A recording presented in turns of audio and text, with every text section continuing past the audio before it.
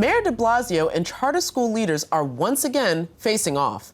This time, it's over the mayor's failure to respond to Success Academy's request for more space in city school buildings. Earlier this month, charter school leaders demonstrated on the steps of City Hall in hopes of getting an answer, but the mayor remained silent. Eva Moskowitz, founder and CEO of Success Academy Charter Schools, was center stage at that demonstration, and she joins us now to discuss the relationship between Mayor de Blasio and New York City charter schools, as well as her memoir, The Education of Eva Moskowitz. Eva Moskowitz, welcome to the show. Thanks for having me.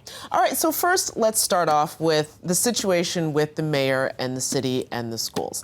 Now, the mayor has been very much a vocal proponent of education. He's campaigned on his concern for universal pre-K, et cetera. So it's not like there's not some common ground there, Sure. But there is this problem with the charter schools and space. Is he anti-charter school or is he anti-Eva? Well, a little bit of both is probably the truth of the matter. But space is a real inhibitor to servicing kids. And there are 112 chronically underutilized buildings in New York. There are 65,000 empty seats. And we've got some of the most academically successful elementary schools literally in the state of New York. Combined as a district, we're #1 in the state. And our elementary school students do not have a middle school to go to. And for 8 months, we've been asking, begging, pleading with the mayor to please let us have access to this unused space so that we can educate our kids. And we're not the only ones. The charter sector as a whole has 27 requests in, and every day we wait, we ask again, we plead, we ask. So my hope is that the mayor will be the mayor of all children, whether children go to a district public school or a public charter school. And we want to work collaboratively with him, but we are waiting.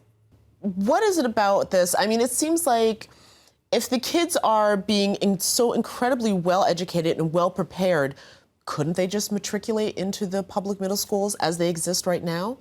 Well, we spend $31 billion a year in New York City, and 90% of the kids are profoundly mis- or undereducated. And in middle school, as the mayor himself has acknowledged, that is probably the area of education where there is the most crisis. We have very few middle schools that are incredibly successful. So they're really, our families would have to go to a failing middle school. I'm the mother of 3, and I would do anything to get my kids a great education. And families around the city, they don't really care about this charter district controversy. They just want a great school for their kid. We had last year 17,000 families apply to our schools, and we only had spots for 3,000. So imagine those mothers and fathers who love their kids just as much as I love mine and any parent loves theirs. They went home empty-handed without a great school to send their kid to.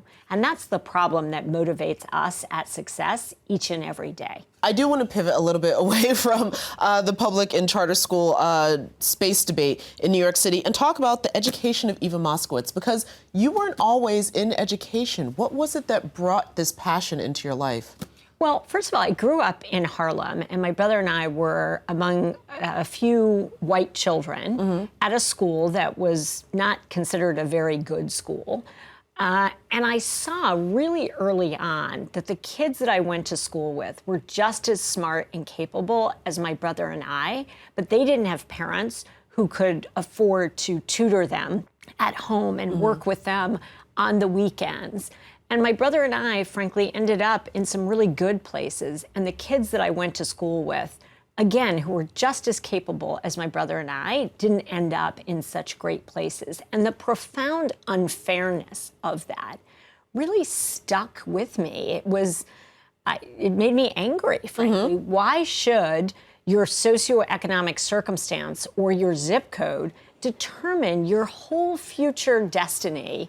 And so I grappled with that, and it wasn't until a number of years ago that I went into politics and I decided to run for office explicitly to address this issue. I didn't understand why what I consider one of the greatest cities on earth, New York City, that spends gobs and gobs of money, how could we have such an educationally segregated school system? New York City is deeply, deeply segregated.